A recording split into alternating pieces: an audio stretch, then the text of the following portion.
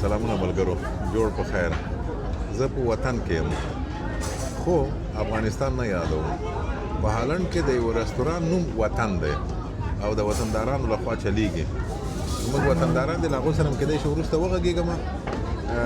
دغه شیریخ چې تاسې ګورئ له بهره ډېر خوند کوي. د افغانستان بیرغ چې ګورئ، افغانان ښایسته ځوانان دي شیریخ جوړوي او د دې ترڅنګ او په دې کوتیو کې هم درته راوړي که نه، خو ما ته یې په دې کې راوړی، لږ قدر یې ډېر کړی دی زما کور یې ودان. دا دوستان در سره غږوم، خو خبره دا ده چې د شیریخ خوند خو نو تاسو پوهېږئ چې ډېر وي که نه په افغانستان کې.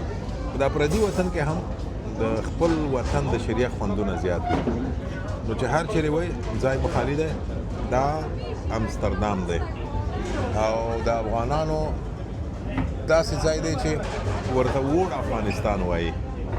ووړ افغانستان دی، په لوی افغانستان واوړي.